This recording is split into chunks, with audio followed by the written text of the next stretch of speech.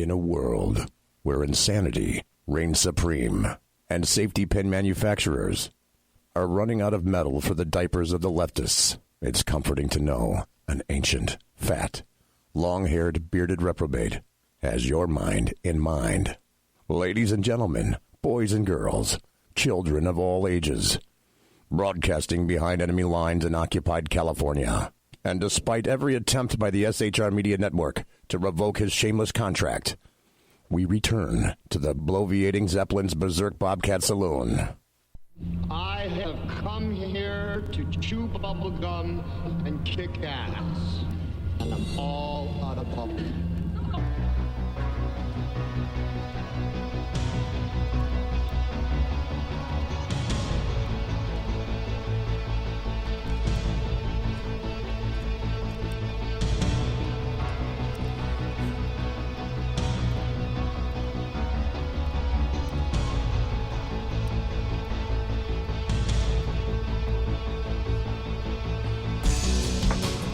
Ladies and gentlemen, boys and girls, children of all ages, welcome to the bloviating Zeppelin's Berserk Bobcat Saloon radio show, live and direct, right here from the sumptuous and palatial, and quite frankly, resplendent SHR Media Studios, where I am broadcasting live behind enemy lines in occupied California. I am 2 miles east from the locus of evil on the entire left coast, downtown Sacramento, the evil Capitol building at 10th and L Street, where late at night, when I go out that door at about 10:30 in the evening, I can hear the death of common sense squalling in the night, saying, help me, is there no such thing as common sense in this capital? And the reply is, of course not. And then I'll smell the noxious and evil vapors of sulfur and brimstone also emanating from that evil building. You got to belly up to the bar. We've kept your seat, and it's great to see you back today. Tonight is July the 30th, the year of our Lord 2019. And Flackbait is going to be your bartender tonight. He pours with the best of them. The lava lamp is, in fact, lighted. You can see it over my shoulder to my left, your right. Well, first, you can listen and chat at shrmedia.com. Only one chat room that I monitor, the chat room at shrmedia.com. So you got to go there, quick like a bunny, the chat room at shrmedia.com. If you want to watch the show, because I'm simulcast 2 places, you can go to the SHR Media Facebook page. If you have Facebook, go to the Facebook page, and you'll be able to look for SHR Media. We're streaming there live right now, also on the SHR Media YouTube channel. This is easy. Go to YouTube. In the little query space up there where it says Q, put SHR Media. Find the SHR Media YouTube channel. We're streaming live there right now as well. Just wanted to let you know. Also, I can't forget to tell you this. We don't water our drinks, just like we don't water our conversation, politics, religion, crime, culture, economics, race, sex, science, law. We talk about it all right here at the saloon. Nothing is sacred. The speech is free, but the booze is not. All we ask is that you flush the damn toilet, jiggle the handle, and don't forget to tip your waitress. Tonight in the saloon will be the return of another resplendent one. That will be the loquacious JEFF DUNETZ. In the chat room, my goodness gracious me. Look at how many people in the chat room. We have Mike. Welcome, Mike. The Alaskan. Welcome to the Alaskan. Mary Brockman. Welcome to Mary. Traveling Cynic TC. Good to see you. The Cynic Who Travels, otherwise known as. And Dave Milner, and one viewer who will not be unmasked because in the saloon. We don't unmask you. We're not Democrats. We don't play that stuff. If you want to remain masked, please do so. We just like to see your pretty face here. That's all. Jeff, let's see. 1 ringy-dingy. 2 ringy-dingy. 3 ringy-dingy. 4 ringy-dingy, and a Jeff Dunetz ringy-dingy. How do you do, Jeff Dunetz? Person calling me? No, I wasn't calling you. I would not disturb you like that. Far be it from me to disturb you at this late time of night. Because, folks, I need to emphasize this because it's only fair and it's only proper. Jeff Dunetz is here out of the kindness and the well-oiled lubricant of his heart. He has violated no lubricant codes whatsoever to be here tonight. None. There were no violations. I want to state this up front, if I can. I merely wish to point out that it's 6 minutes after the hour at 8 o'clock on the far left coast. On the far right coast, where Jeff lives, it is 11:06, which is really, really, really late. So anytime Jeff comes on, always want to make sure that I give him props for being here, because this is live, and it actually costs Jeff valuable man hours and sleeping hours to be here in the saloon. So my greatest appreciations to you. This is one of the most fun things I can do with my clothes on. Well, thank you. Perhaps this is the time where I inject something similar to, and I'm glad it's on audio and not video. No, I'm dressed. Okay, all right. Mary Brockman in chat says, ask Jeff how Alexa is. Alexa had an operation last week. I'm sorry, go ahead, sir. And she had a hip operation, and thank God, little by little, she's doing better and better. Okay. Alrighty. You know, she's still on crutches. She has her stitches removed next week. And thank God she's doing better. Good. Outstanding. Outstanding. I was aware, so shame on me. Or I was unaware, I should say, so shame on me for being unaware. I have to make a stunning admission before we start. Okay. How stunning? Is it sufficiently stunning that I require this? Well, as somebody who does politics for a living, I didn't watch the debate tonight. I had a choice of that or America's Got Talent. And actually, I chose America's Got Talent. Wow. Okay. I knew what they were going to say. I chose that, or I could have cleaned my fish tank. So, folks, don't throw darts at me just yet. I did watch the debates, only a sufficient amount of time to make kind of a startling revelation insofar as it wasn't going exactly where I thought it was going to go. We'll get into the debates in a bit, and I will elucidate and extrapolate and expand about what it is that I have just seen. However, prior to that, as I am wont to do, folks, every day you need to go quick like a bunny, as I indicate, to lidblog.com. Lidblog.com. lidblog.com. That is where Jeff Dunetz writes, and he writes every day, except Saturday and Sunday. I don't think you write on the weekends at all. I write on Sunday. Do you write on Sunday? Okay. And sometimes Saturday night. I don't write during the Jewish Sabbath. Okay. Alrighty. However, I would like to point this out.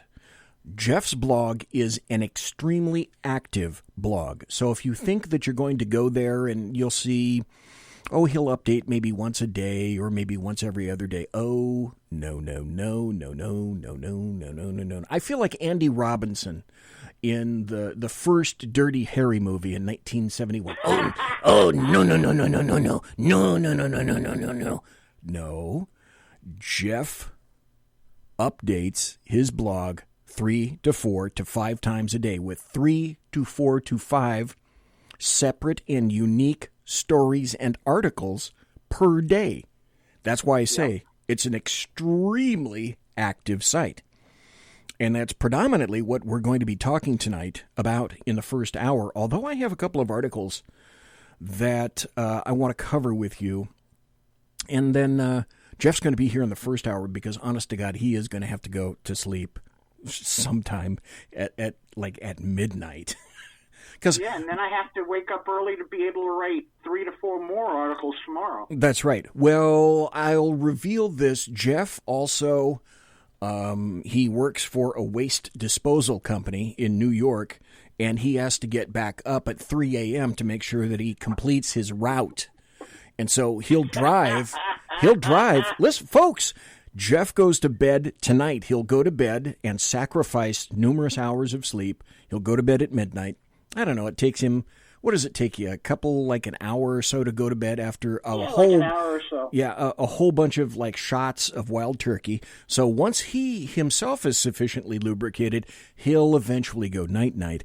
But then that terrible alarm goes off on the bed stand next to him, and at 2:30, 3 a.m., he's got to go out, boom, out the door. Takes him about 2 hours to drive his route. And any bodies that happen to be, in a dumpster, he makes sure that dutifully he puts them in a New York landfill like everybody else does and has done because it's a long-honored tradition. And then after coming back, taking a shower, his overalls get cleaned and whatnot, and then he starts hammering the keyboard and writing articles for you and for me. Lidblog.com. The amazing part is that I didn't know about it, so I must be sleeping through it. Well, people have, how would I say that? Slept worked? Sleep worked? Slept worked. Something like that. Sleep worked. Something like that. Traveling Cynic says he has to go. He's got a plane to catch in the morning. Well, thanks for being here in chat. I appreciate the sacrifice. Dave Milner says in terms of watching the debates, he'd rather watch SF movies on TCM. Okay. I assume that by that, Dave, you mean science fiction movies on TCM. Because I like old science fiction movies. Do you like science fiction movies, Jeff? Depends. I mean, I like the Star Wars, the Star Trek. Are they considered science fiction? Oh, yeah. Okay, that kind of stuff. But at night, when I'm trying to go to sleep, what I like is either Discovery ID or Forensic Files, because you live that stuff, but, I like to see the bad guy get it. Yeah. Which is another reason I'm disappointed I didn't watch the debate. But anyway, too many bad guys. We will get to that. Tonight, one of the biggest things that has consumed this past weekend was the kerfuffle and brouhaha over Donald Trump, the evil, terrible OMB, pointing out the obvious that the king is naked, the emperor has no clothes, the emperor, of course, being the Democrats and those associated with them, because they're so much better than you or I. Just ask them. When he dared and had the temerity to point out that basically Baltimore is a piece of crap. And that comes as no surprise to people who live in and around the environs of those. I spoke for about 15 to 20 minutes last night to Ken McClinton. He and I had a discussion about various large, what I term urban rat cages, where people are stacked upon themselves. They don't appeal to me. Apparently, they do appeal to a lot of people. But the funny thing is, the cities that tend to fall under the umbrella of areas like Baltimore, they have a common thread. And I'll ask Jeff Dunetz point blank, what do you think might one of those threads be, Sir Jeff Dunetz? Rats. Rats. When I used to commute into Manhattan every day, and then I take the Long Island Railroad, and then I have to get on the subway, and when I'm waiting for the car, I'd always see the rats running around the subway tracks. Yeah, rats. And wow. This is New York City. This is New York City, so the ones that aren't running around for the subway tracks, they run for Congress. I talked, it's funny you should mention that. I talked to Ken last night. There was an article from the Baltimore Sun. Oh, Ken is fabulous. Ken is fabulous, yep. People. And folks, Ken McClinton, the person to whom I reference, is on at TECN, the Exceptional Conservative Network. He's on Monday through Friday. I think you go to TECN.com to listen to his show on once a night, before I am, as a matter of fact. Because I really am late night stuff. And I described an article to him from the Baltimore Sun, which had in it a pull quote from a resident of Baltimore. Because it's been such a long time that they literally have been trying to solve this terrible rat problem. And this one poor citizen in East Baltimore said, and I thought this was a glorious quote, "Mice on the inside, rats outside." And once I read that, I thought, okay, she's just identified all the politicians and the city employees essentially at the very top in management in the city of Baltimore. Good for her. Good for her. Don't think that's exactly what she meant, but I got it. I understood. Yep. There's also it's also the city of New York. Oh, yeah, let me get to that. You would have much more insight on the city of New York than anybody else that I speak to, and I'd like to get that in just a moment.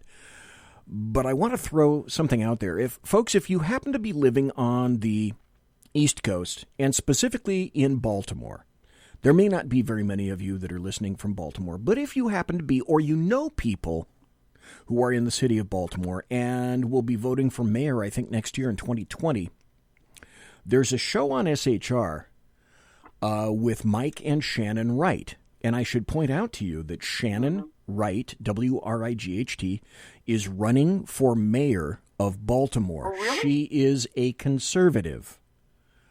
She has a darker paint job than I do. She's still a conservative, receives a ton of garbage because of it. However, we spoke about a month and a half or 2 months ago about her vision for Baltimore. And if she wins, I think she can pull it off. It's time to do something different. Because what the Democrats are doing in major urban rat cages these days, Chicago, had 49 shootings this past weekend, 8 deaths. That's essentially a typical weekend in Chicago anymore. Despite the application of 1,200 to 1,400 additional officers, there are many departments across the nation that would love to have a full complement of 1,200 officers on their departments, much less the ability to apply an additional 1,000 to 1,400 officers in overtime to, air quotes, combat crime. So, Jeff Dunetz, you're familiar with New York City. New York City had a great mayor, I believe, under Giuliani, the broken windows rule, stop and frisk, and crime went plummeting in the Big Apple, New York City. Since then, Jeff Dunetz, can you give us an overall summary, if you will, of what has happened since then to New York City? It went downhill fast. I mean, Bloomberg was not as good as Giuliani. Plus, Bloomberg would tell you when you went into the bathroom whether you could do it number 1 or number 2. Okay. I mean, how many times you should flush. I mean, and then since this communist took over, de Blasio, it's, open season. And let me tell you something.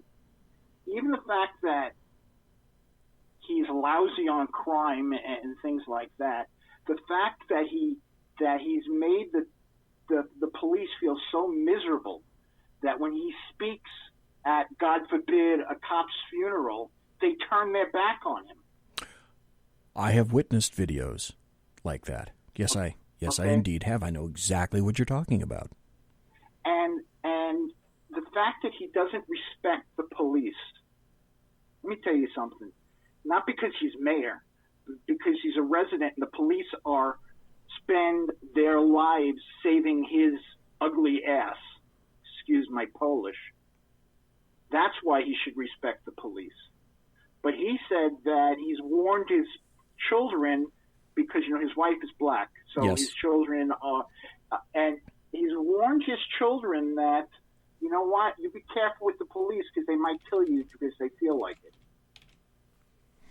Basically. Right, because that's a sensible thing to do to your child. I think it was his son to whom he told that. Yes, to his son. To attempt to put the fear of God, of police in your son. New York City is also the most recent location where NYPD officers have been doused with fluids. Yes. And they have Thank God it's only been water, but it's still disgusting. Well, yes.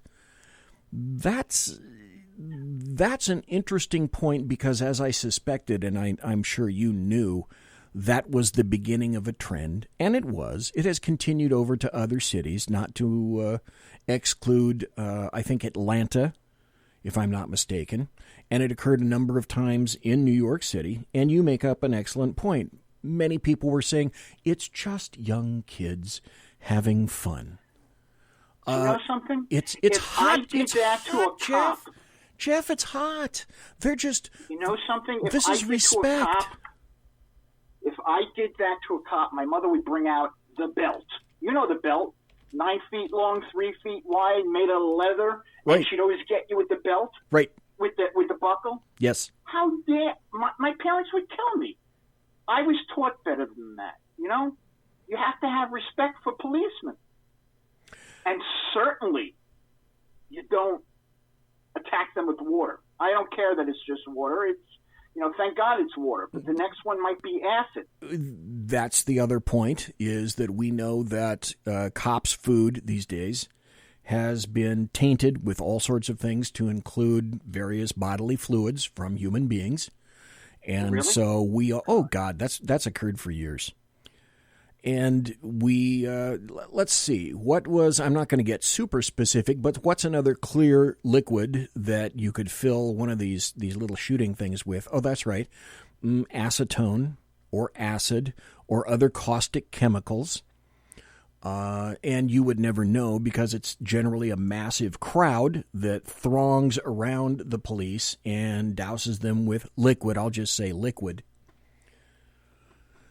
Not a good point to make when you walk away from something like that, because all you're doing is instilling strength in the people that want to go ahead and do that. Except in New York, the cops know they will not be backed up by the mayor. That's get out of my head. There's only room enough in here for me these days. That's an excellent point.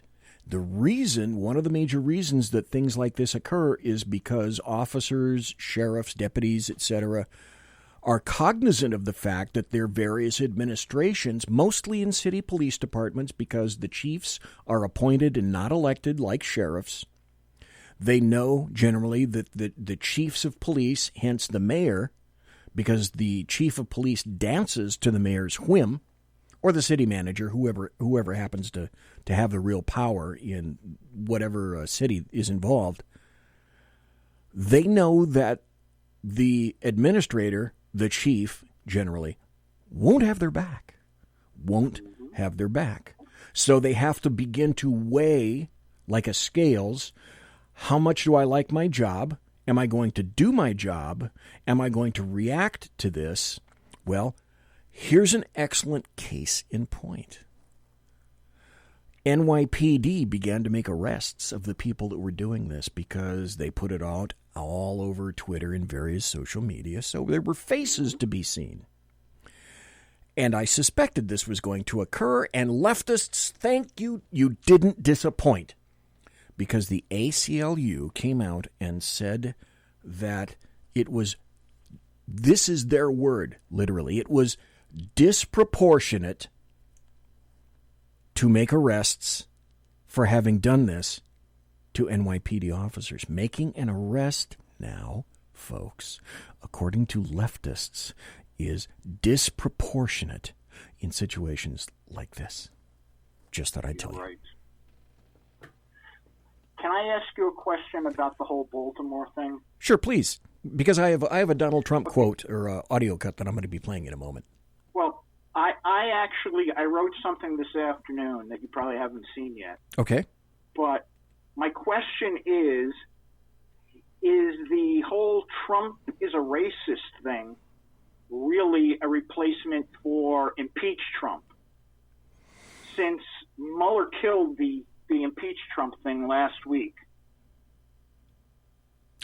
I don't know, but it's a question to think about. It's a great point. Okay, we got about 4 more minutes before the bottom of the hour break, so I think this is an excellent time to discuss this. Jeff, I'd like your comment on this. In my opinion, this all stems back from November 9th when the leftists and Democrats didn't win the presidential election in 2016. So everything Hillary didn't win? Oh, God. I know. Are you sitting down? I hope you're sitting down when you finally realize that. Are you? Okay. And this is nothing more than that. Well, everything, for whatever reason, it would appear that very little sticks to Donald John Trump, OMB, Orange Man Bad, the guy with the dead orange cat on his head. And it's gone through a progression of a number of stages where the savior throughout all of this, the Kavanaugh hearings, for example, were going to sink Trump. They were going to sink Kavanaugh, and then by extension, they were going to sink Trump. That didn't happen. Then Mueller issued his report. That wasn't what they were looking for. Then Mueller sat down last week and looked like the buffoon, the stumbling buffoon that he really is, because I don't believe he wrote that report. No, he didn't. Because he wasn't familiar. If he did, then he's a bigger buffoon than I could even imagine that he portrayed himself to be in front of numerous millions of people on TV last week. Here's something I think. I don't think he's a buffoon. I think he's actually started to lose it. He had to look. I had a father who had dementia just before he died. Okay. My mother-in-law died of Alzheimer's. He had that look in his eyes. You know, I'm not saying he had it because I'm not a doctor. But boy, he looked like really out of it. You know, go into YouTube and take a look at the hearings, the congressional hearings he did when he was FBI director. Uh-huh. He was snappy. He didn't take any shit. But not this time. And he wasn't familiar with the material, which made it even, it was scarier because of my concern for him, but it was also scarier because the Democrats had to know before they made him testify. That's an interesting point. That's a very interesting point. We got 1 more minute before the bottom of the hour break. And that the leftist staff he had, he might be fair, but the leftist staff wrote the report, and they weren't fair. No, not in the slightest. That's a very interesting point. Could that be the final question for the first half hour? And I'll ask Jeff for his answer when he comes back after the break. Could that be Jeff Dunetz of lidblog.com? Could that be responsible for the reason that Mueller was fairly adamant that he had everything to say in his report and he was absolutely uninterested in appearing in any fashion before Congress? Anyway, just a question, throwing it out there, and with luck, Jeff Dunetz will have an answer when we come back. You're listening to BZIM, the Bloviating Zeppelin, right here, live and direct in the SHR Media studios, and this is the Berserk Bobcat Saloon radio show. Don't go anywhere, please. Conservative media done right. You're listening to the SHR Media Network. For 50 years, I've seen the American people blinded. by corrupt politicians, a lapdog media, and deceptive Islam. The one thing the elites fear is one man with a cane. I'm Dave Milner. Join me through Spreaker, iTunes, and SoundCloud, through SHR Media and the Western Free Radio Network, for half a century of experienced perspective on political and social issues, weekly on The Unpleasant Blind Guy. And catch me on Jeff Mitchell's EDL Radio on blogtalkradio.com. There's no surrender, ever. Because truth is not always pleasant. It's your business diva here, Melanie Collette. I am inviting you to a front row seat as I discuss some of the most intriguing details of wealth and finance with today's movers and shakers in the world of business. Listen in and discover financial truths on a global, domestic, and household scale. Uncover topics that will impact your wallet today and in the future. Money Talk with Melanie airs Monday through Friday, 5 p.m. East, 2 p.m. West, right here on SHR Media and High Plains Pundit Talk Radio. You can't afford to miss it. From a public locker inside a dilapidated Long Island rail station comes a show designed to piss off liberals using truth, facts, and ridicule. The Lid Radio Show, featuring the conservative voice from the People's Republic of New York, the Lid himself, Jeff Dunetz. Tune in every Wednesday at 2 p.m. Eastern, 11 a.m. Pacific on the SHR Media Network. Go to shrmedia.com. At Lid Radio, we fight for the truth, justice, and a good kosher T-bone.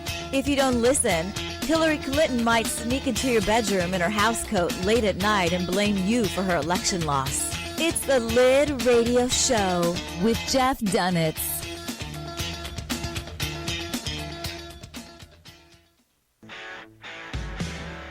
Hey girls, Carry Girl Gear is here. More and more women every day are concealed carrying, participating in competitive shooting, and getting firearms training. It's not a boys' club anymore, and we don't have to shop in their stores anymore either. Finally, a cool and unique clothing line just for women.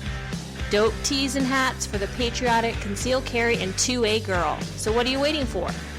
Go check out carrygirlgear.com today.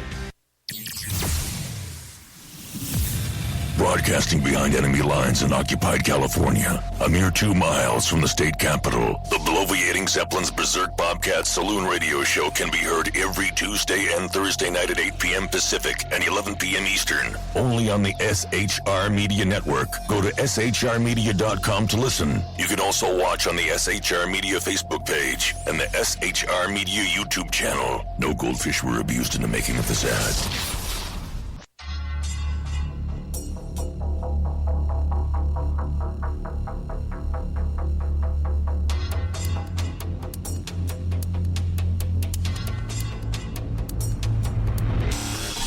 New show on the SHR Media Network, Sackheads Against Tyranny. On shrmedia.com. Go there quick like a bunny, 11 p.m. Eastern, 8 p.m. Pacific every Wednesday. Live and direct on the SHR Media Network. shrmedia.com. Be there.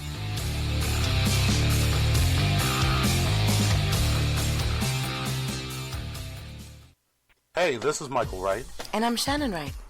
Join us for The Right Way with Shannon and Mike, Monday through Thursday from 7 to 9 a.m. right here on SHR Media. Why are they joining us? For fun things like sports, politics. Oh, maybe some news and entertainment? And all kinds of other things. Money and recipes and events, all kinds of stuff. Yeah, so join us Monday through Thursday, 7 to 9 a.m. here on shrmedia.com. Conservative media done right. You're listening to the SHR Media Network.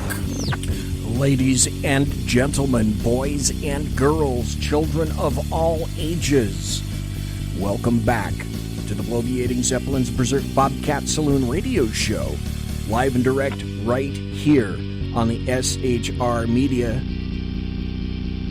Network studios. Go to shrmedia.com.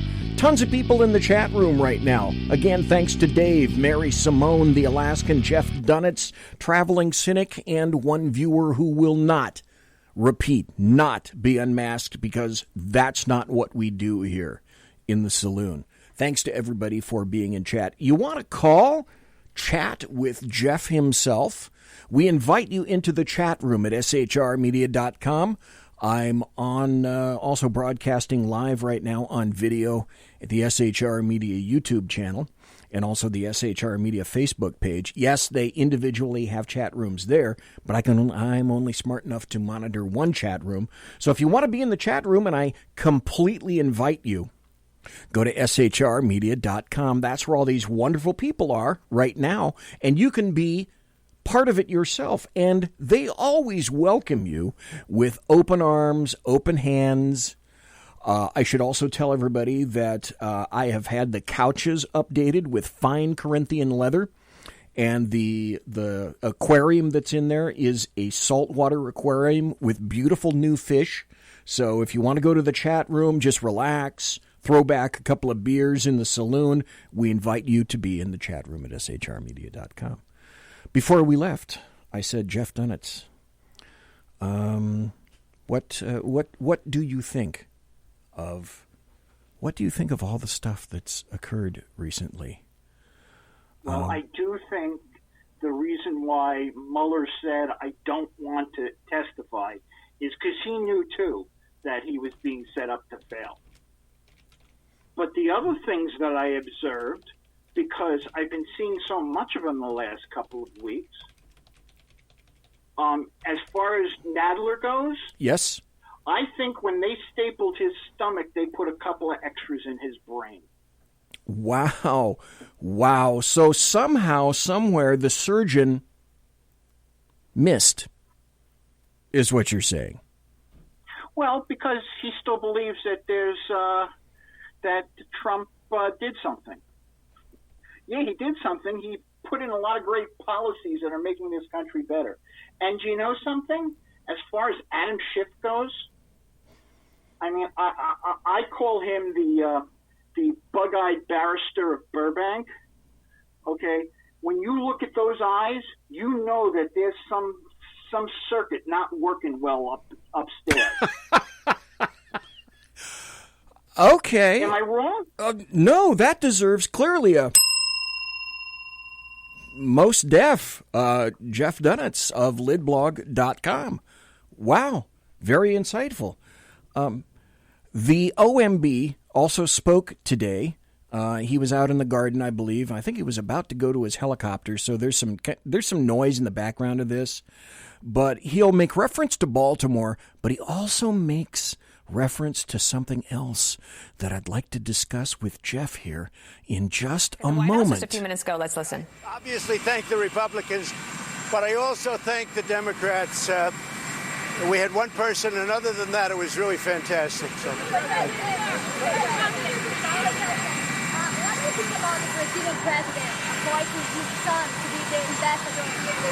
Well, I know his son. I find his son to be outstanding. He's a brilliant.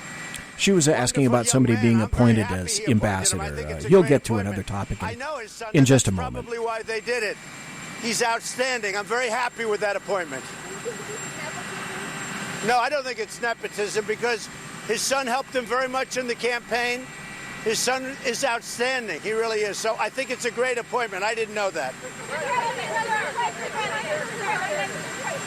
Here we go. What?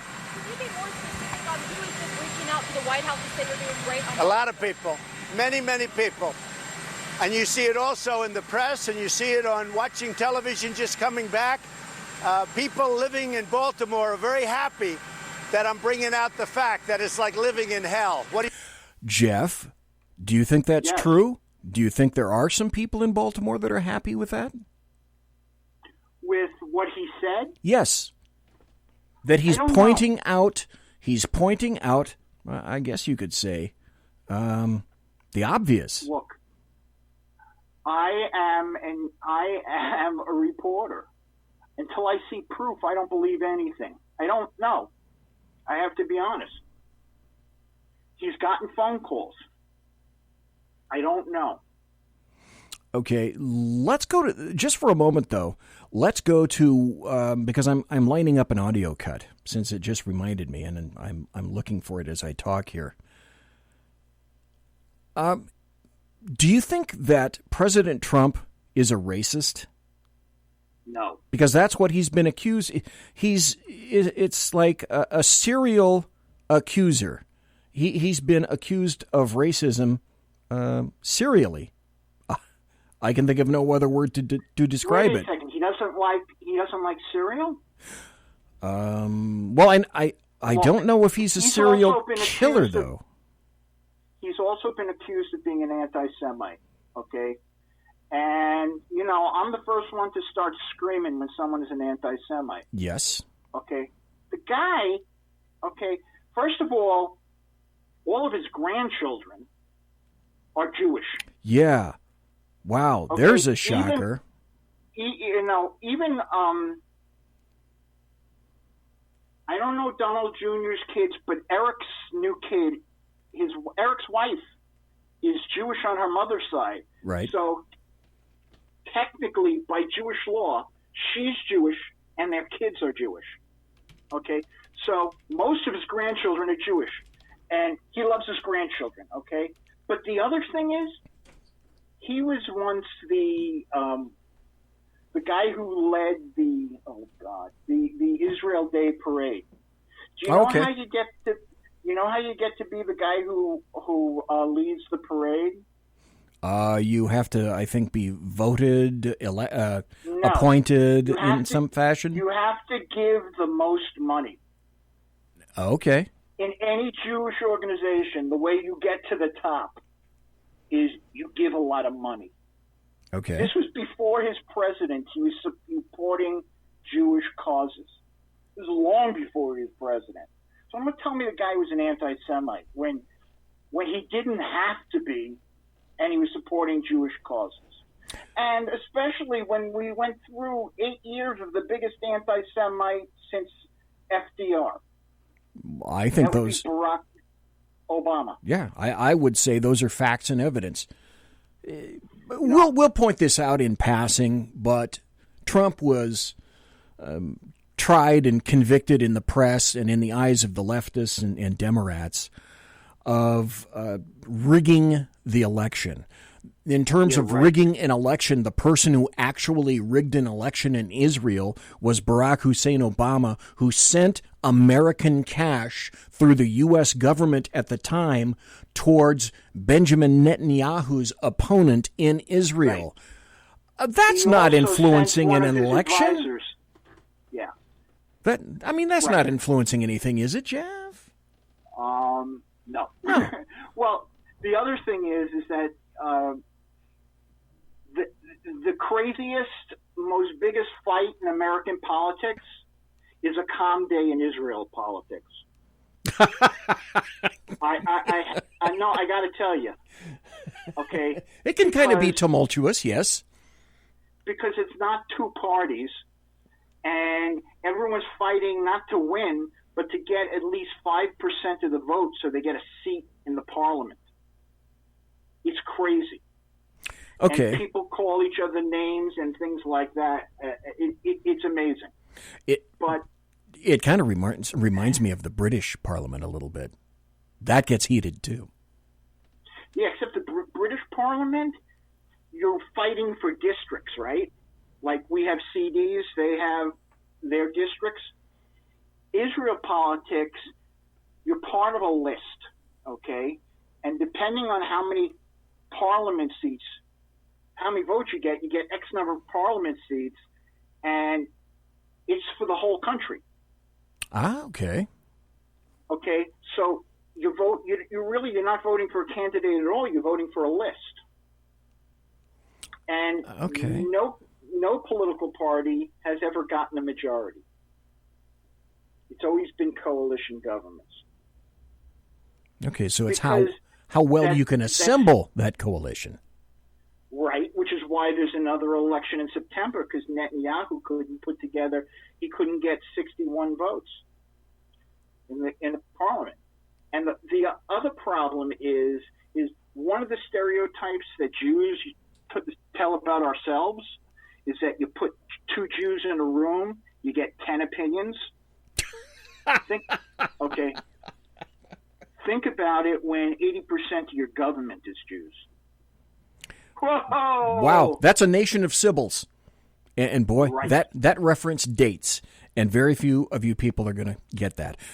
Here's some people I've found who are not quite happy with Baltimore, nor with Elijah Cummings, and they tend to agree with OMB. Hello, it's me again, world. I was so excited when Miss Kim told me how many hits that we got and that the president actually responded to Elijah Cummings. And what he said was definitely true. He hasn't done anything for us. For the last, I think he's been in office over 20 years? 30? Okay, so I was like 18 back then, and he hasn't done anything for us. No cookouts, no shoe giveaway, no clothes giveaway, nothing for the... And then y'all want to know about the houses. He hasn't done anything. Today is Saturday, July the 27th, 2019, not 1819. It's today. It's a little bit after 6 p.m. And like I said, I'm so excited. I'm so impressed with Miss Kim because she's helping us. And she's the only one. Y'all need to put her in office. Y'all need to give her his job. For real. And I'm just not saying that. It's true. Okay. The house, as far as the house and everything, like I said, he has never done anything for not even one person that I know of. I never heard anybody say anything about him. She's talking about Elijah Cummings. And so that indicates to me that she's not really happy that much with Elijah Cummings. So that did. And I found some other audio cuts. Well, They're at least not. Obama gave free phones. Yes, he did. Yes, he did. And I think there were people early on in Obama's tenure saying that I believe he was going to pay their mortgage, if I'm not mistaken. I think there were people there that were swearing that he was going to pay their mortgage. One other thing occurred, and I don't know how familiar you are. I know you're very familiar with New York. I don't know how familiar you are with Baltimore. That's not exactly in your bailiwick, but... My brother lives in the suburbs of Baltimore, so Okay. I've been there a few times. Alrighty. Folks, if you've ever seen The Wire or Homicide or any of those other two shows, what you're seeing is actually Baltimore. And what would appear to be the bombed-out remnants of Dresden, Germany, following the firebombing, is essentially row homes that have never been rebuilt since the riots in 1968, and further were torched again in the riot in 2015. This is very interesting.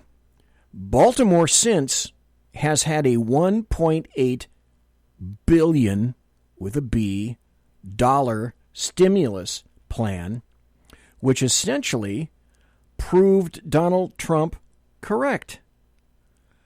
Where did the biggest question, and Elijah Cummings is responsible for this, the biggest question would be, where and to whom did this $1.8 billion go?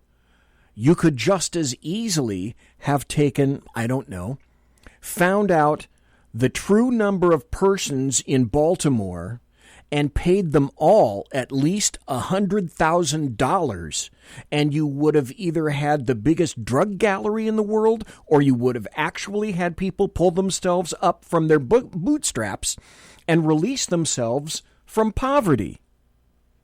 Where did $1.8 billion go, Jeff Dunetz? Didn't go into my pocket. Let me tell you something. And I have to do, yes, Baltimore has some real problems, but they have a beautiful ballpark. I have to tell you. The Orioles ballpark? Yes. Beautiful. It's the way baseball was meant to be watched. But besides that, it's a hole. I got to be honest. Well, East Baltimore never came back. Now, Baltimore has a fraction of the population of New York City. Why is it that, you could have John Lindsay tear New York apart, you could have Dinkins tear New York apart, and somehow New York manages to recover? Why doesn't Baltimore recover? It's a fraction of the population. New York had 12 years of a Republican mayor. Thank you, Jeff Dunetz. And Lindsay, I think, was a Republican, but what Bob Grant used to call him is the Leaning Tower of Jello. He had no guts. No, you're right. I do want to talk about this article that you wrote. And I believe it's the newest one that you just penned and released is Trump is Racist, the new Impeach Trump. We discussed it kind of glossingly, but what is your opinion? Mueller failed. I'm not sure. Jeff Dunetz, do you think there's always going to be a push, but do you think that it will be outright and that it will succeed in any fashion, even in the House? No, not at all. I don't think any of it. As long as we don't have a recession in the next 15, 16 months, we're cool. But, sadly, we're due for one. Yeah, because they are cyclical. They always are cyclical. They always have been, and they always will be cyclical. But the interesting thing is that the reason why I think we're cool, at least for a while, is that we never had a real recovery after the last one, because we were stuck with Obama, who put extra regulations, and he did everything to, screw business, and, more taxes, etc. And really, we didn't start to have a real recovery until Trump took over. So from your article, Jeff Dunetz, is Trump is racist? Is that the new impeach Trump? If you believe that impeachment is not going anywhere. Oh, I don't think impeachment's going anywhere. Okay, so is that the new rallying cry from now until November of next year? I believe so. Like I said, I didn't see the debate, but I heard comments that, they brought up that Trump was a racist a lot during the debate. The guy's not a racist. If you look at what's happened to African American income during the 2 years he was president, it's been better than the 8 years Obama was president. Oh, so heck yeah! He'd speak before a black audience when he was running for president. He would say, "Hey, how bad can it be? Well, guess what? It was good." You mentioned in this. I'm sorry. Go ahead, sir. Yeah, go ahead. No, you go ahead. You write specifically in this article, though nothing he tweeted, meaning President Trump, had anything to do with race, the media is describing the president's tweets as racist. Making those comments even more hypocritical is that they still describe Representative Omar's use of classic anti-Semitic canards as what some people say is anti-Semitic. You nail it in that one. You absolutely nailed it in that one. But Trump is a racist, exactly. But Trump is a racist. And it really bothers me, to be honest, because she used, she said some stuff that's been, for not years, but for centuries. The Jews are all wealthy. It's all about the Benjamins. The Jews have dual loyalty between Israel or the Jewish people, and even when there was no Israel, they would say they do loyalty in their country. I got to tell you something. When parents and grandparents ran across roofs in Odessa to escape the Cossacks, this country took them in,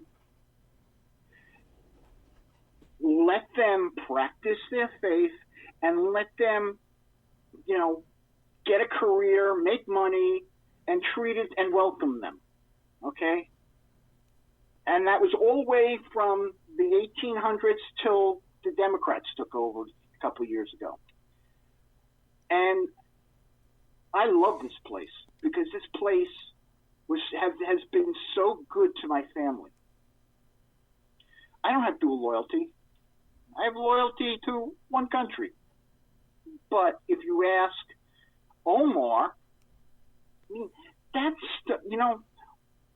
when the people left for the Crusades,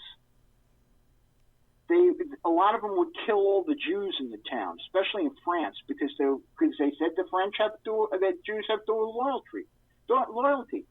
And she said it. But they say what some people think as. Well, guess what? That's anti-Semitic. And he said that, Baltimore is a rat hole. Well, guess what? It is. He didn't say anything about, oh, well, it's a rat hole because it's got a lot of African Americans living there. Correct. Even that other one, go back to where you came from. That's not what he said. That's exactly not what he said. And I read your article on the air here that specifically delineated what he said is go back to your own country and help your own country. Well, no, what he said was, you think you can do it? Go back to where you came from, fix that country, then come back here and tell me how you did it if you know how to do it. Okay, it was nothing like, you're not an American. No. It was nothing like, get the hell out. It was, okay, you think you could do it better? Try it, and then come back to me if you could do it. Jeff, we got 3 more minutes before the top of the hour, and I know you got to go. You just now came out with an article. The headline says, and I find this very interesting, Antifa terrorists, listen to this, folks, Antifa terrorists plan a 10-day September border siege in El Paso. Now, my first thought when I read that is, Antifa, Texas. Antifa, Texas. Anybody besides me see an issue with that, Jeff? I have a problem with everything that Antifa does. I don't know why I should care about Texas more than probably going over my head. What I mean is a lot of Texans are not leftist friendly once you get out of the leftist enclaves like Houston or Austin or Dallas. Texans are not big fans of Antifa, and a bunch of them are armed. Some open carry. Most conceal carry. If Antifa has something bad with arms in mind in Texas, like that 69-year-old blockhead who was shot and killed by the cops, an Antifa member, thank God, Antifa might be making a mistake pulling something like this in Texas. That was my first thought. My thought is that there is no way that Trump's going to not. I mean, he's going to take care and back up the ICE people that are on. The Border Patrol. He's not going to leave them hanging. He's going to send some of those National Guard or Army troops to help them. They're screwed, I hope. I find it interesting that let's see, I believe he's Vietnamese, a gay Vietnamese guy that Antifa thumped on in Seattle by the name of Andy Go, wrote, Antifa is leading a border resistance, this is directly from your article, Antifa is leading a border resistance militancy training tour that will converge on a 10-day siege in El Paso, Texas. The promotional image shows border enforcement officers being killed and government property firebombed. Organizers asking for white comrades to pay for others. Yeah, that won't happen. Because liberals make conservatives pay. Interesting. Do you know what I think is the most interesting? Remember 2 weeks ago that the liberals were about to go to Area 51? Well, yeah. But you know who is leading that? No, I do not know. Some guy on Facebook is all I know. Mark Zuckerberg. Do you know why? He thinks Area 51, they're holding his father. Really? Data. Do you remember Data from The Next Generation? Sure, and he wants him back then?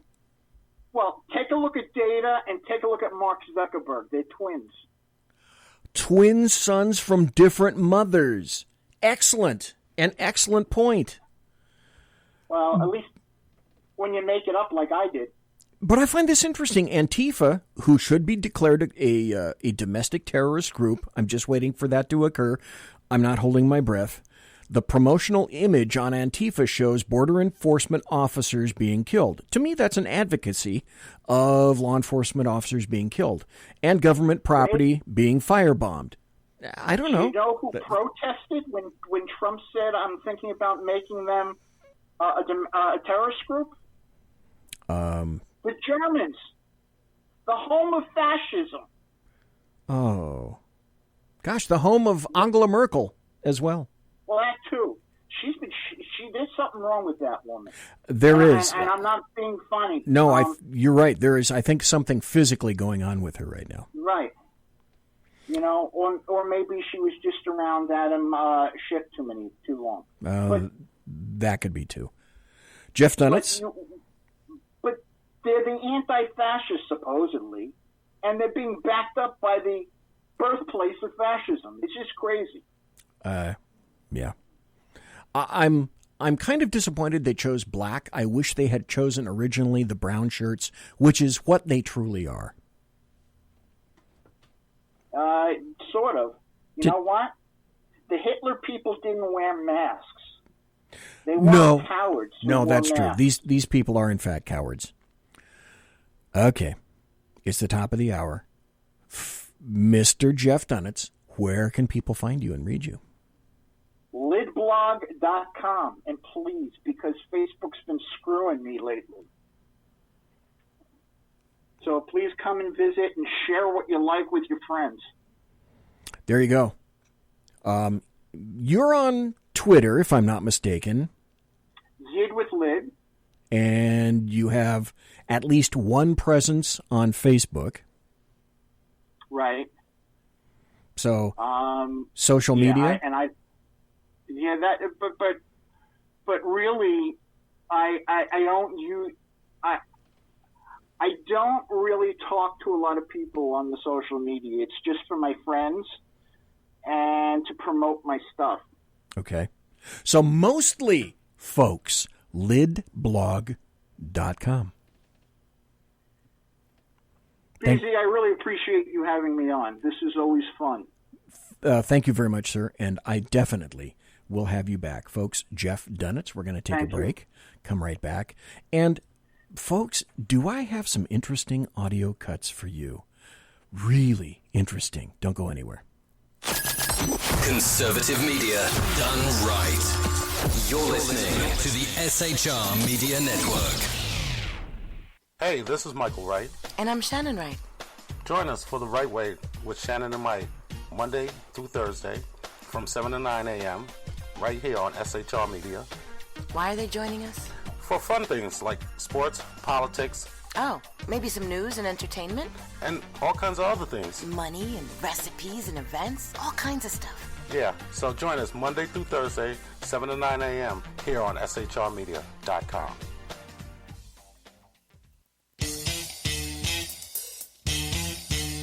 From a public locker inside a dilapidated Long Island rail station comes a show designed to piss off liberals using truth, facts, and ridicule. The Lid Radio Show, featuring the conservative voice from the People's Republic of New York, the Lid himself, Jeff Dunetz. Tune in every Wednesday at 2 p.m. Eastern, 11 a.m. Pacific on the SHR Media Network. Go to shrmedia.com. At Lid Radio, we fight for the truth, justice, and a good kosher T-bone. If you don't listen, Hillary Clinton might sneak into your bedroom in her housecoat late at night and blame you for her election loss. It's the Lid Radio Show with Jeff Dunetz.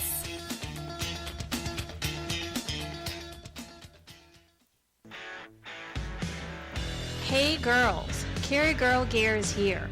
More and more women every day are concealed carrying, participating in competitive shooting, and getting firearms training. It's not a boys' club anymore, and we don't have to shop in their stores anymore either. Finally, a cool and unique clothing line just for women. Dope tees and hats for the patriotic, concealed carry, and 2A girl. So what are you waiting for? Go check out carrygirlgear.com today. It's your business diva here, Melanie Collette. I am inviting you to a front row seat as I discuss some of the most intriguing details of wealth and finance with today's movers and shakers in the world of business. Listen in and discover financial truths on a global, domestic, and household scale. Uncover topics that will impact your wallet today and in the future. Money Talk with Melanie airs Monday through Friday, 5 p.m. East, 2 p.m. West, right here on SHR Media and High Plains Pundit Talk Radio. You can't afford to miss it.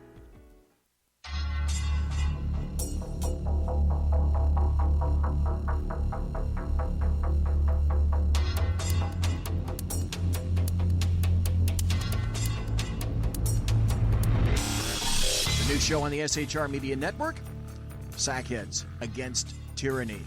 On shrmedia.com. Go there quick like a bunny, 11 p.m. Eastern, 8 p.m. Pacific, every Wednesday. Live and direct on the SHR Media Network. shrmedia.com. Be there.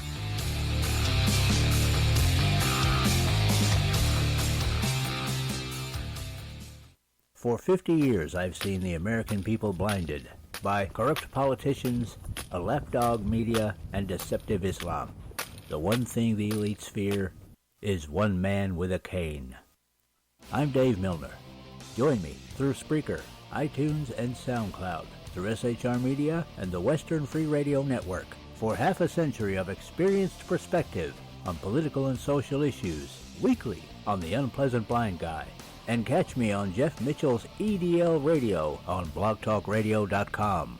There's no surrender, ever.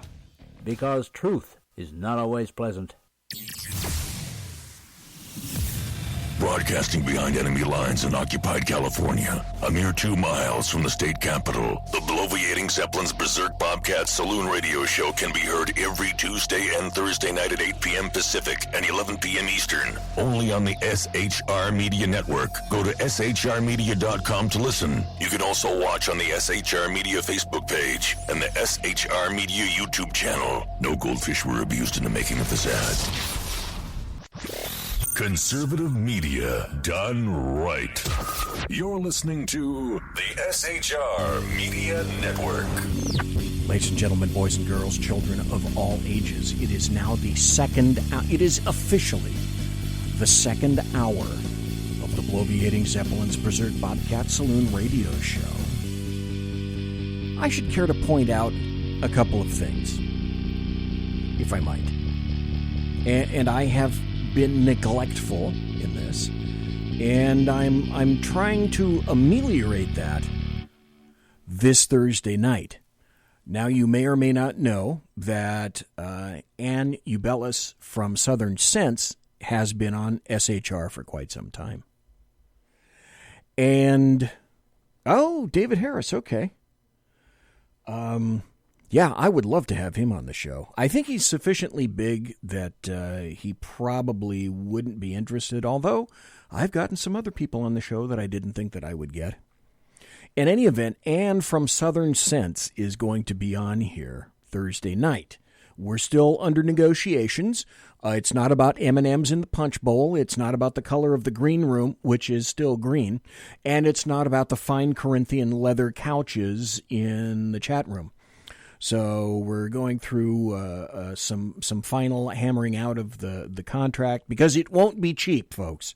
I'm just letting you know that I will do whatever I can to bring good quality programming and guests to you. So this Thursday night, for the first hour, my bad for not having her on earlier, like a year ago, since we carry her.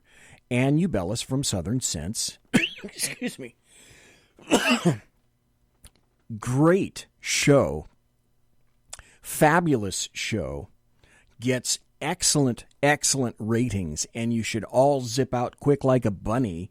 Go to Southern Sense on Facebook, for example. She's there. And I think she's also on, you can find her on Spreaker, if I'm not mistaken, or Blog Talk, one of the two. I wish I could remember, but I cannot.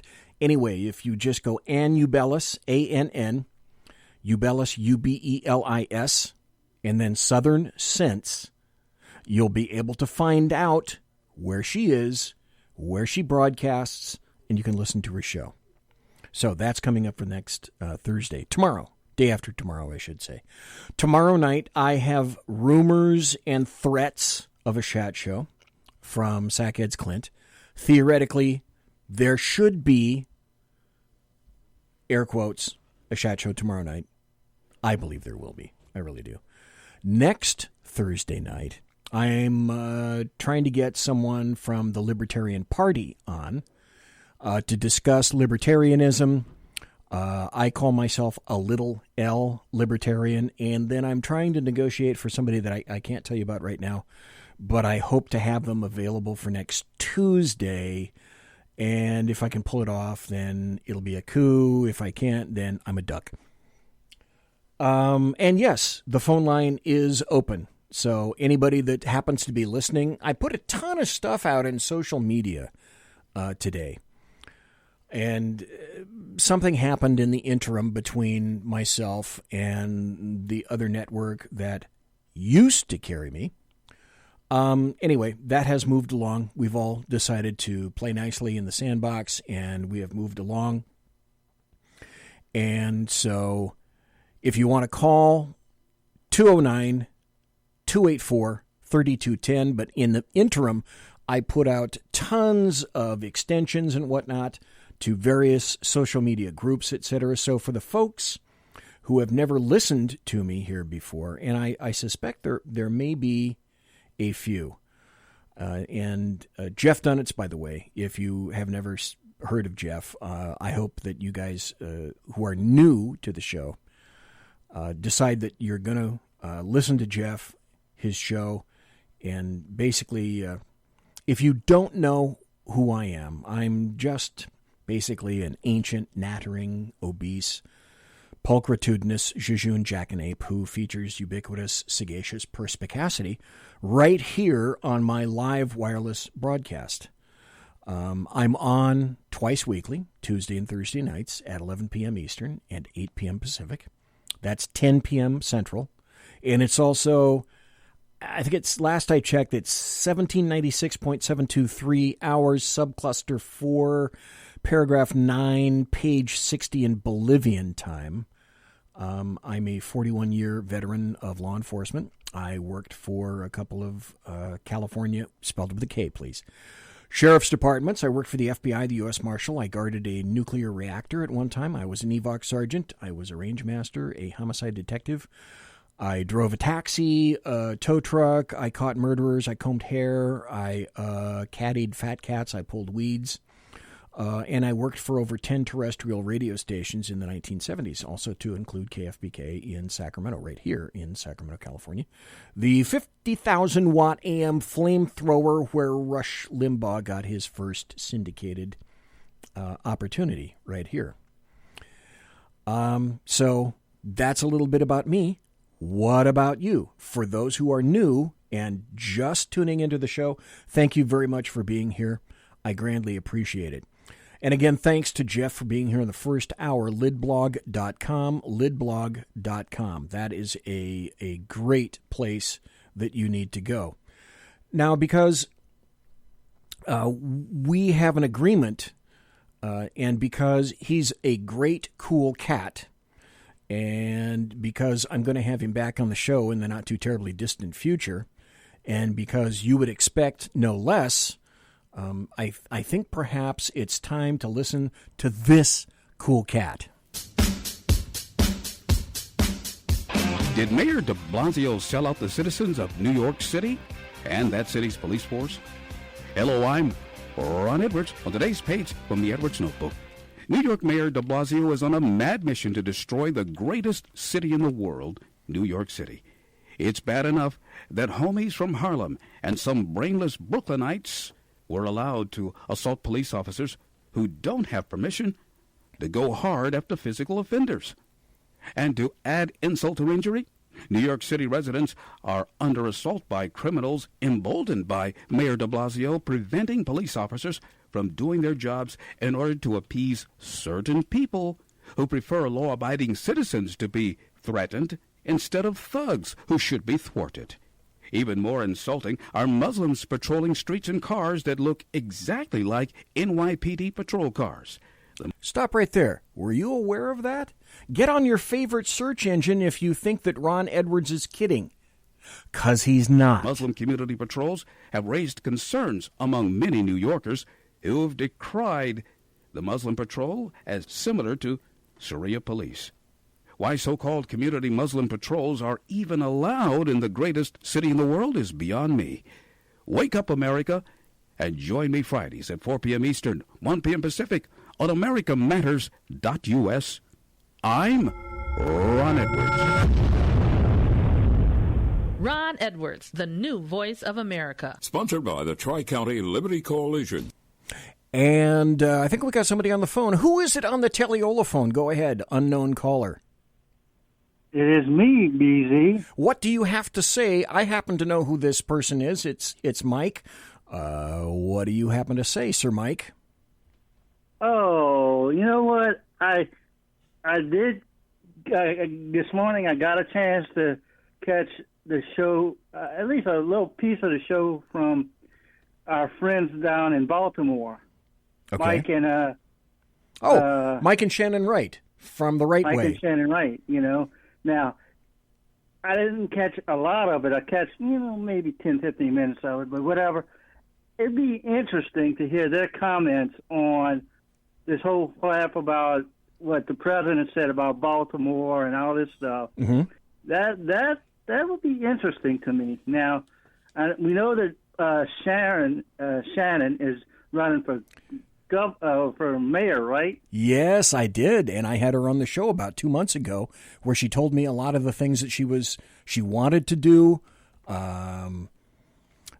She has some great plans, and all the other stuff has not worked. There's no reason to not give a conservative a shot. Baltimore, though, will they? Do you think so, Mike?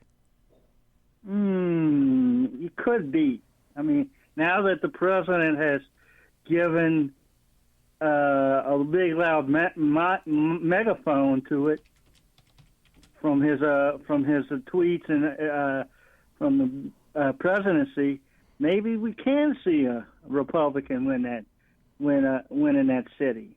Wouldn't it be great, Mike? Oh, guess what day it is? Guess what day it is? Huh? Anybody? Julie, hey, guess what day it is? Oh, come on, I know you can hear me. What day is it? Mike. What? Mike. What day is it? It's time for the saloon. It's time for the saloon. Yes, it's Saloon Day. Now, one thing I want to say about tomorrow's possible show, theory is good, but in the case of Clint, theory does not work. Yeah, you only believe it when you see it, right? Or hear it. In this occasion, you only believe it when you hear it. Really, yeah. But and look, in theory, I watched a little bit of that debate tonight, and to tell you the truth, none of those guys are going to beat President Trump. None of them. Not a one of them. They're I won't say they're idiots, but they're idiots. They're too far left. They don't have the guy that can.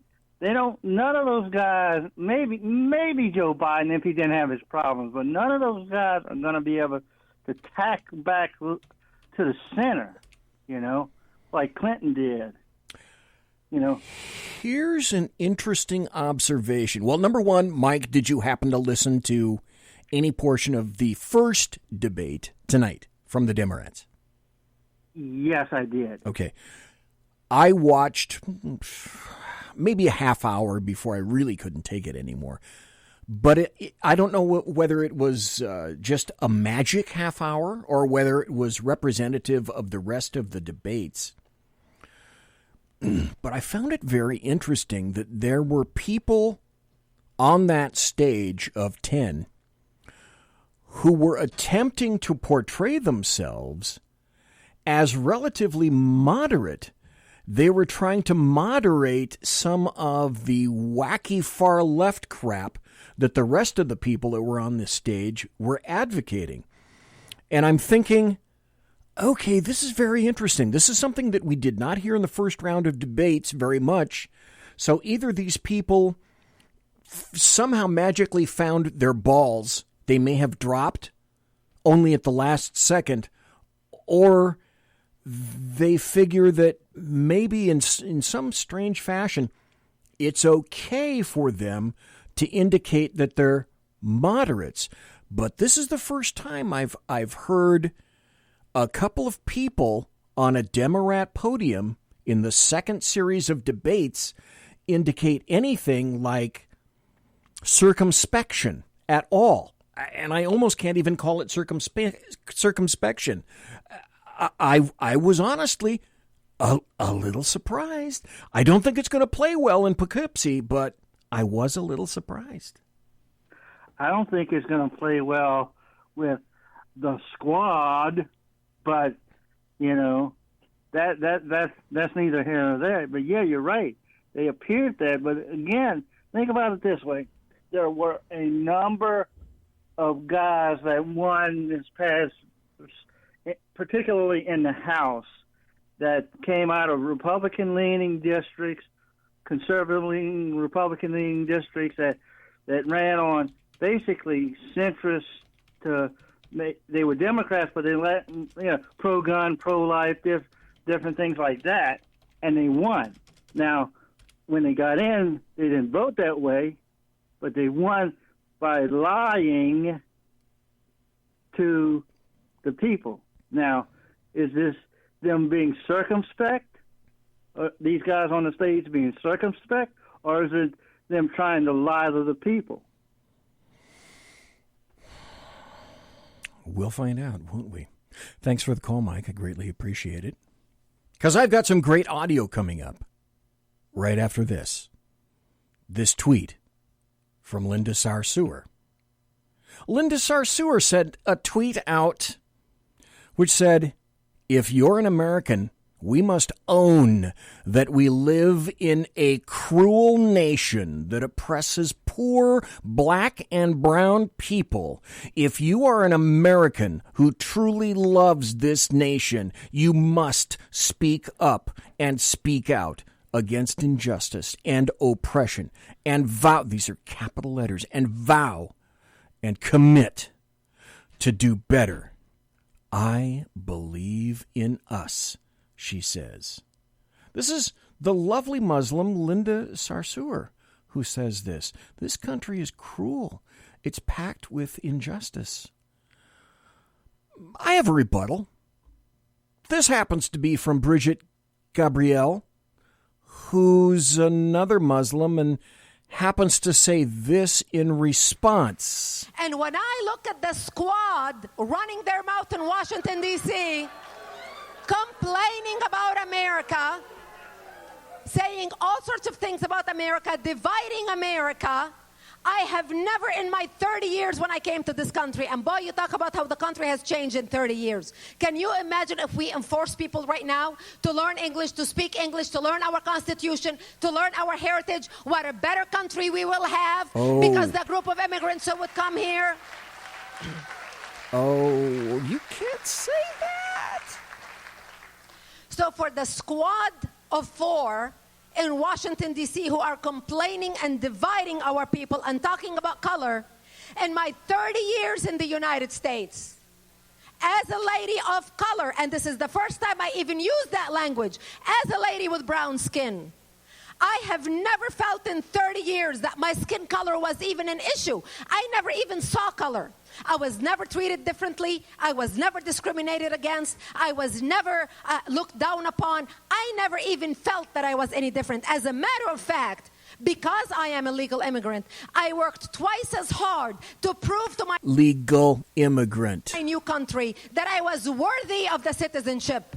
I wanted to make money and pay my taxes to make America great and greater. Oh, you can't say that. You can't say that. Thank you. Legal immigrants like me with brown skin are offended, are insulted, are humiliated when we see the garbage language coming out of Washington, D.C., out of our Congress, by people who are ungrateful for our nation, that we brought here as refugees or came here because their parents immigrated here, yet they are ungrateful for our country. This is not the type of leaders we need in Washington, D.C. They are an embarrassment and an insult to legal immigrants like me. Absolutely. And finally, we get someone who talks the talk and walks the walk. Who's another individual that's been weighing in recently? That would be Candace Owens. She makes a very interesting point here. Do you remember when Hillary Clinton said something similar to, "I don't feel no ways tired"? Trying to relate to black Democrats for approval. Black Democrats are walking away from the Democrat Party of hate, of segregation, of condescension, and also of welfare votes. Did someone do that recently in the Democrat side? Candace Owens? Drop a comment for me and tell me why it is that you still vote Democrat. No argument. I'm not going to judge you. I genuinely want to know what the draw is. This is the most insulting thing that I've ever seen, the most insulting clip I've ever seen. Why do you have to speak like that to black Americans to get their vote or to be relatable?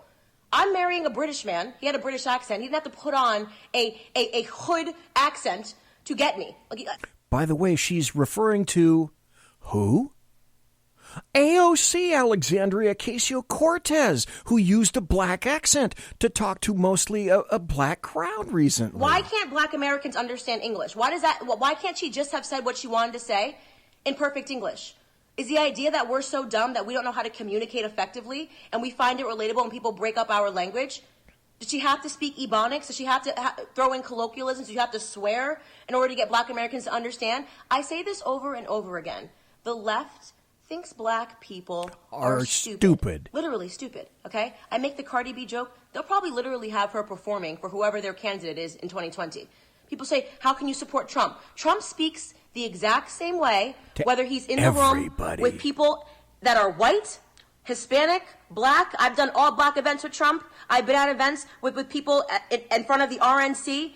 Trump speaks the exact same way no matter what room you are in because he respects us. He respects us enough to tell us the truth. You're offended when Trump asks us, what do we have to lose? But you're not offended when AOC speaks in a broken Southern accent to relate to us because we're still slaves? I will agree with her on one thing. We are still slaves. We are mental slaves. Ow. So it's actually almost appropriate that they speak to us in this way. Because we keep giving them our votes. They keep giving us absolutely nothing. Ow.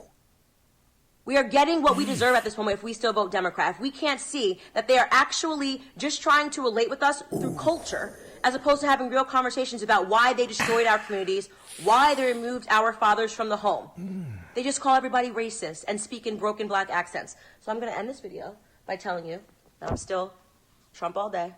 She just put on a MAGA hat. This is why I am Trump all day, Trump 2020, Trump 2024, Trump 2028, because he has the audacity to speak to black Americans like we're actually individuals that deserve a real conversation about how we fix our communities. I have to go. I'm going bride dress shopping. Wow. Okay. Candace Owens. Conservative media done right. You're listening to the SHR Media Network. For 50 years, I've seen the American people blinded by corrupt politicians, a left-dog media, and deceptive Islam. The one thing the elites fear is one man with a cane. I'm Dave Milner. Join me through Spreaker, iTunes, and SoundCloud through SHR Media and the Western Free Radio Network for half a century of experienced perspective on political and social issues, weekly on The Unpleasant Blind Guy. And catch me on Jeff Mitchell's EDL Radio on blogtalkradio.com. There's no surrender, ever. Because truth is not always pleasant. It's your business diva here, Melanie Collette. I am inviting you to a front row seat as I discuss some of the most intriguing details of wealth and finance with today's movers and shakers in the world of business. Listen in and discover financial truths on a global, domestic, and household scale. Uncover topics that will impact your wallet today and in the future. Money Talk with Melanie airs Monday through Friday, 5 p.m. East, 2 p.m. West, right here on SHR Media and High Plains Pundit Talk Radio. You can't afford to miss it. From a public locker inside a dilapidated Long Island rail station comes a show designed to piss off liberals using truth, facts, and ridicule.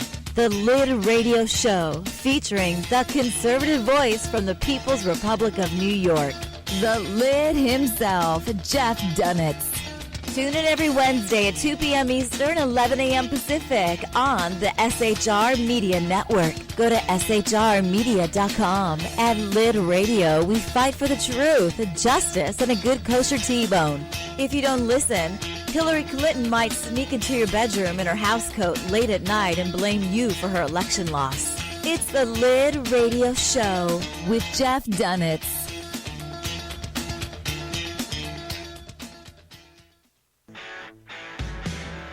Hey girls, Carry Girl Gear is here. More and more women every day are concealed carrying, participating in competitive shooting, and getting firearms training. It's not a boys' club anymore, and we don't have to shop in their stores anymore either. Finally, a cool and unique clothing line just for women. Dope tees and hats for the patriotic concealed carry and 2A girl. So what are you waiting for? Go check out carrygirlgear.com today.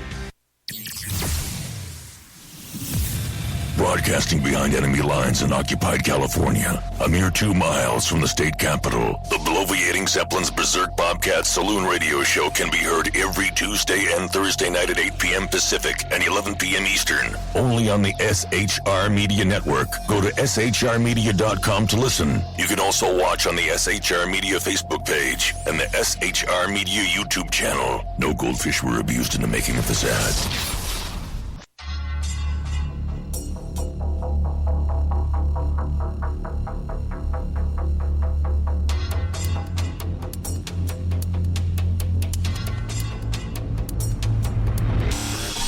New show on the SHR Media Network, Sackheads Against Tyranny. On shrmedia.com. Go there quick like a bunny, 11 p.m. Eastern, 8 p.m. Pacific, every Wednesday. Live and direct on the SHR Media Network. shrmedia.com. Be there.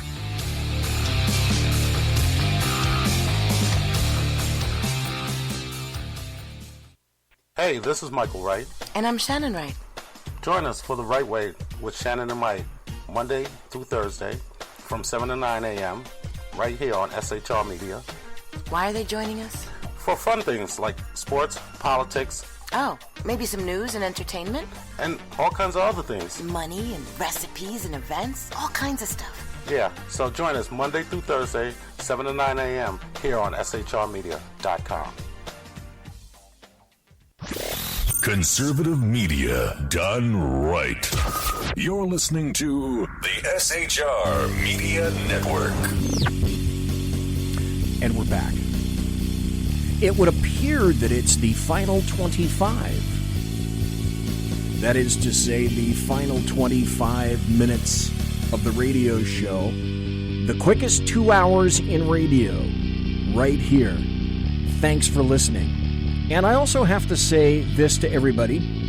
You can follow me on Twitter at BZEP, at BZEP. You can like me and follow me on my Facebook page, Bloviating Zeppelin. Zeppelin, not Zeppelin. No D on the end. Just thought I'd tell you. You can friend, follow, and like the SHR Media Facebook page itself. You can subscribe to the SHR Media YouTube channel. Click notifications. Give our videos a big thumbs up, if you will. Great hosts, great videos, great shows. Just a reminder about that. I found this audio cut. And for me, I have to admit, this was not my number one issue as a conservative. It became a very close top issue to me when I discovered that, and I'm sorry, I can think of, and if you don't like me quantifying the people this way, I couldn't care less. Democrats, hell, anyone who advocates for at birth, up to birth, abortions are evil. They're just evil people. This is an audio cut, and I waited until the last portion of the show in order to play it. An abortion doctor by the name of Levatino, Levatino, if you want to find him on your favorite search engine. Dr. Levatino speaks before Congress. This happens to be about Planned Parenthood medical procedures.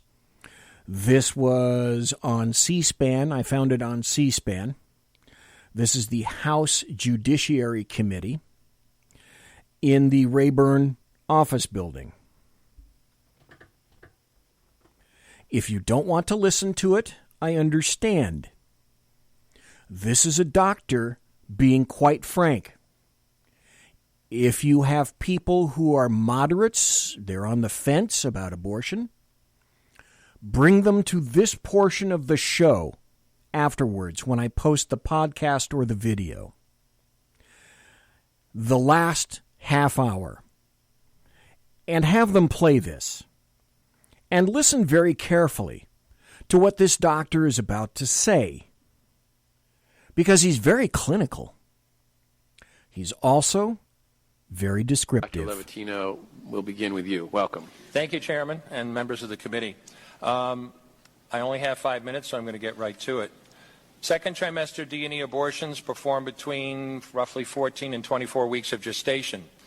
Your patient today is 17 years old. She's 22 weeks pregnant. Her baby is the length of your hand plus a couple of inches. And she's been feeling her baby kick for the last several weeks. But she's asleep on an operating room table. You walk into that operating room scrubbed and gowned, and after removing laminaria, you introduce a suction catheter into the uterus. This is a 14 French suction catheter. If she were 12 weeks pregnant or less, basically the width of your hand or smaller, you could basically do the entire procedure with this. But babies this big don't fit through catheters this size. After suctioning the amniotic fluid out from around the baby, you introduce an instrument called a SOFR clamp. It's about 13 inches long. It's made of stainless steel. The business end of this clamp is about 2.5 inches long and 1/2 inch wide. There are rows of sharp teeth. This is a grasping instrument, and when it gets a hold of something, it does not let go. A D&E procedure is a blind abortion, so picture yourself introducing this and grabbing anything you can blindly and pull, and I do mean hard, and out pops a leg about that big, which you put down on the table next to you.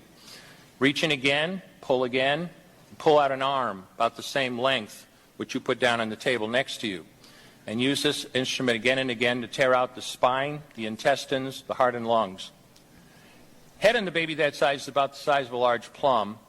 Can't see it, but you pretty good idea you've got it if you've got your instrument around something and your fingers are spread about as far as they go. You know you did it right if you crush down on the instrument and white material runs out of the cervix. That was the baby's brains. Then you could pull out skull pieces. And you have a day like I had a lot of times. Sometimes a little face comes back and stares back at you. Congratulations. You just successfully performed a second trimester D&E abortion. You just affirmed her right to choose.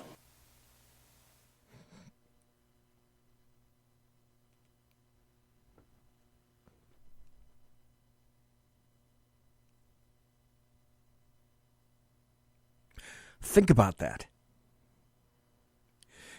If that wasn't happy enough, if that wasn't graphic enough for you, Why did I play that? Well, for the obvious reason. And then to lead you into this, and to lead you into, well, what I term Schadenfreude. It's time for happy stories and good times. What could possibly be happy after that? This is, but for completely opposite reasons that fall squarely into the Schadenfreude aspect. Headline: Planned Parenthood president ousted after just 8 months on the job. Now, when I tell you this, after having consistently listened to the show, I'm hoping that you're picking up some things along the way. And I'm hoping that there's a certain phrase that you're thinking right now, which I'll talk to you about in just a moment. But I want to go over the article first. The president of Planned Parenthood, the largest abortion provider in the U.S., was removed from her position last Tuesday after just 8 months. Dr. Lena Wen tweeted that Planned Parenthood's board had, quote, ended my employment at a secret meeting. We were engaged in good faith negotiations about my departure based on philosophical differences over the direction and future of Planned Parenthood. End of quote. She later posted a copy of a letter to Planned Parenthood officials in which she said she was, quote, leaving the organization sooner than I hoped. I hope that phrase is kind of rummaging around in your brain right now. I'll tell you what it is in a moment. She wrote, I came to Planned Parenthood to run a national health care organization and to advocate for a broad range of public health policies that affect our patients' health, she said. The new board leadership has determined that the priority of Planned Parenthood moving forward is to double down on abortion rights advocacy. With the landscape changing dramatically in the last several months, and the right to safe, legal abortions care under attack like never before, I wonder how that occurred. I understand the shift in the board's prioritization. The Washington Post, citing a person aware of the board's perspective, reported that Planned Parenthood had attempted to correct issues with Wen's management style that had caused, quote, serious conflicts and difficulty working with staff for the past 6 months. The source also denied that the move to remove Wen was the result of any disagreement over the organization's direction. Her departure came as the Trump administration announced it would start enforcing new rules that ban taxpayer-funded family planning clinics referring women for abortions. Planned Parenthood, the largest recipient of those funds, says it will not abide by those rules. Now I can tell you the thought, the phrase that should have been coursing through your brain at that time. And that's this. She was discovered to be insufficiently left for the left. And that's what so many people are discovering these days.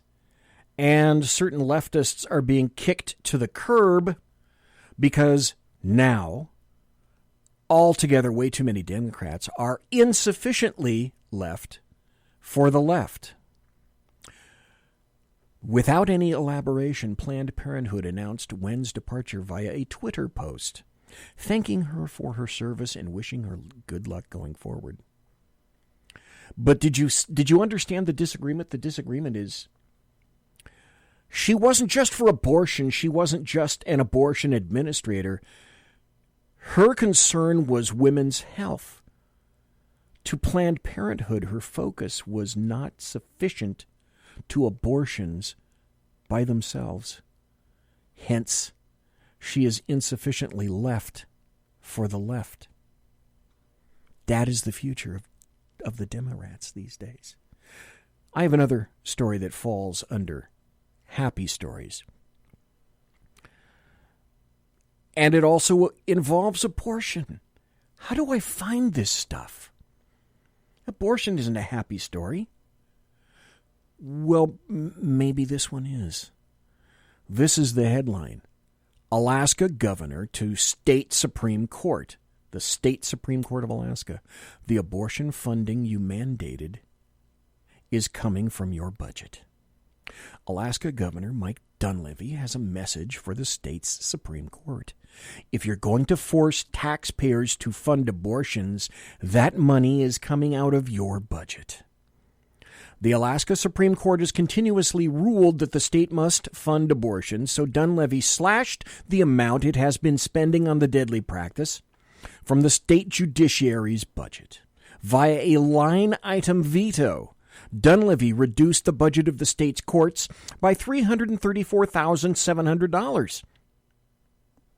The amount of public money spent on elective abortions annually. Quote, the legislative and executive branch are opposed to state-funded elective abortions. The only branch of government that insists on state-funded elective abortions is the Supreme Court, the governor's office explained in its fiscal year 2020 budget. The annual cost of elective abortions is reflected by this reduction. The federal government also prohibits any federal funds paying for elective abortions. The document notes, I submit to you, that's a happy story.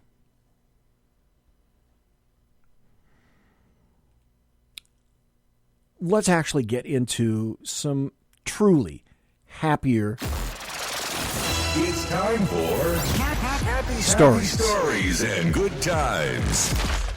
This is from KTLA 5. Mitsubishi Motors to relocate North America headquarters from Cyprus to Tennessee. Mitsubishi, listen to this. Mitsubishi Motors announced on Tuesday it's relocating its North America headquarters to Tennessee, becoming the latest Japanese automaker to leave California and head to a southern state looking for lower operating costs. Mitsubishi, which employs 200 people in Cypress, California, told the Orange County Register in a statement the Nashville area offers strong technology skills and, quote, cost savings through the business-friendly work environment.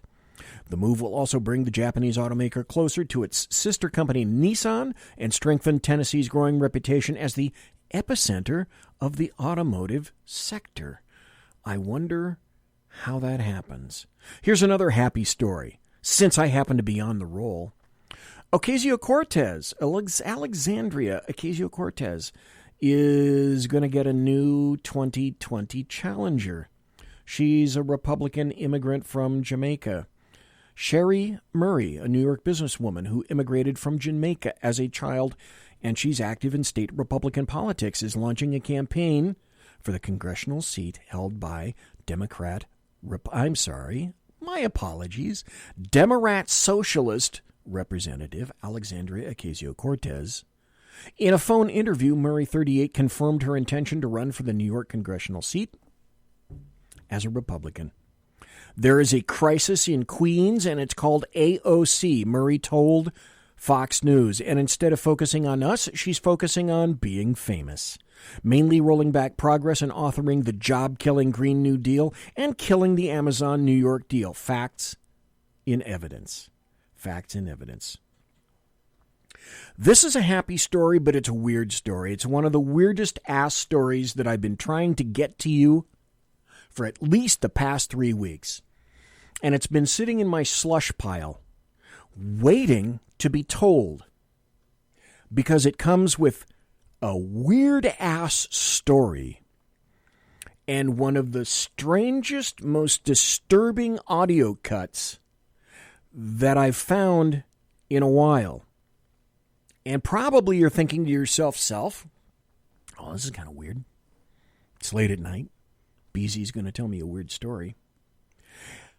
And I'm going to ask you this. After I tell you the story and I play the audio cut for you, and the other thing that's kind of interesting is this audio cut that I have.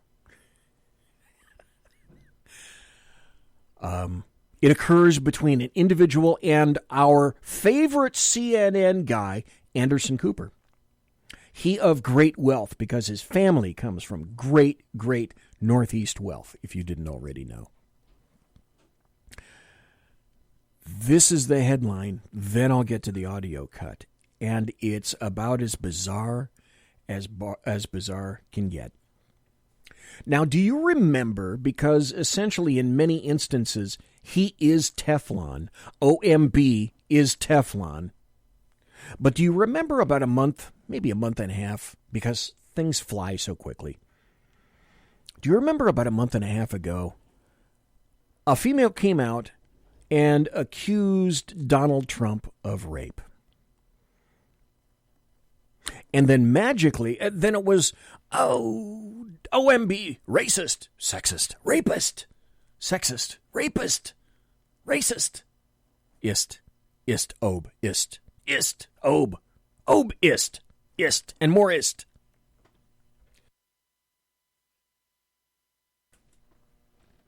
This is so weird. The headline is this. Trump rape accuser story. I guarantee you have not heard this. I guarantee it. Which is why it's so, it's weird and it's delicious, both at the same time. Trump rape accuser story was a plot line from Law & Order SVU. Her claims mirror what happened in an episode of a TV show. The chick's name was E. Jean Carroll. She accused Donald John Trump, the guy with the dead orange cat on his head, of rape. Her story mirrors almost precisely a plot line from an episode of Law & Order SVU, Special Victims Unit. She says, sometime in the 1990s, she can't remember the year, E. Jean Carroll claims that Donald Trump sexually assaulted her in the lingerie department of the Bergdorf Goodman department store. Carroll said that Trump lunged at her, pushed her against a wall, pulled down her tights, and thrust his penis halfway inside of her. I finally get a knee up high enough to push him out and off, and I turn, open the door, and run out of the dressing room, said Carroll, adding, the whole episode lasts no more than 3 minutes. I do not believe he ejaculates. I don't remember if any person or attendant is now in the lingerie department. Grok this in a stunning coincidence. Her story is very similar to a plotline from an episode of Law & Order SVU, where a suspect being questioned says it took place in the dressing room of Bergdorf, where she was trying on lingerie, and I would burst in. In a public place. Yes, there was one, a bit plain, and it was not her fantasy, it was mine. Okay. Yeah. This is from SVU, by the way. Role play took place in the dressing room of Bergdorf's. While she was trying on lingerie, I would burst in. Hold on.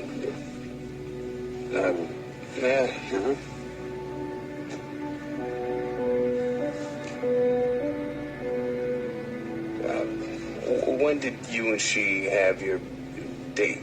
6 weeks ago, maybe. She wrote back. Yeah, right. This is odd. In a 1995 appearance on The Charlie Rose Show, E. Jean Carroll strangely said that women love the idea of a man with a big club dragging them into a cave. Now, she had a conversation, this woman, E. Jean Carroll, with Anderson Cooper of CNN about a month and a half ago. And one of her remarks was, I think most people think of rape as being sexy. So here's Anderson Cooper, who kind of cuts the interview after E. Jean Carroll calls rape sexy. Now, listen, and I wish you could watch this video. Someday I'll figure out how to put videos on my video feed. But listen to what she's doing with Anderson Cooper, by the way, who is gay, and how you tell me what she's thinking with regard to Anderson Cooper, because this gets pretty grotty here. Victim. You don't feel like a victim? I was not thrown on the ground and ravished. Which the word rape carries so many sexual connotations. This was not sexual. Right. It hurt. It just Well, I think most people think of rape as it is a violent assault. It is not. I think most people think of rape as being sexy. Let's take a short break. Think of the fantasies. We're just going to take a quick break. If you can stick around, we'll talk more on the other side. You're fascinating to talk to. Listen. We're just going to take a quick break. If you can stick around, we'll talk more on the other side. You're fascinating to talk to. If you can stick around, we'll talk more on the other side. Yeah. You're fascinating to talk to. Yeah. Talk more on the other side. You're fascinating to talk to. Anderson Cooper, you're fascinating to talk to.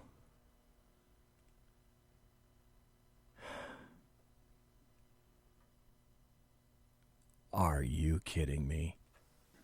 Monsieur! Es un rock!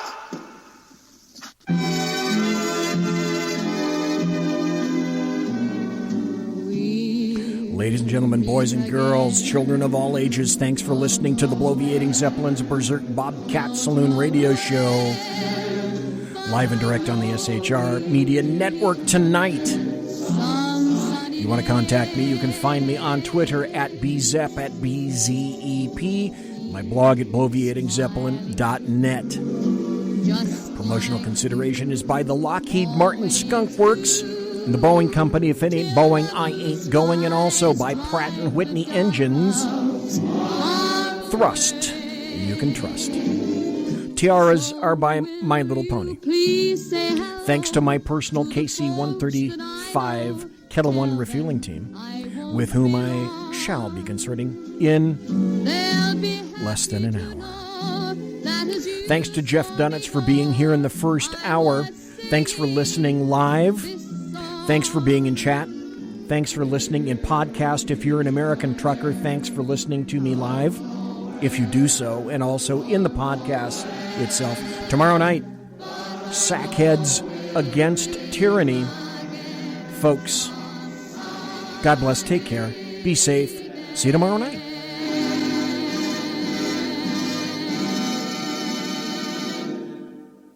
Everybody quiet down now and get some sleep. Good night, everybody. Good night, Mama. Good night, Ben. Good night, everyone. Good night, Mama. Good night, Daddy. Good night, children. Good night, Daddy. Good night, Elizabeth. Good night, John Boy. Good night, Jim Bob. Good night, Jim Bob. Good night, Jim Bob. What's going on? I was asleep. What's everybody doing? Good night. Good night, Jim Bob.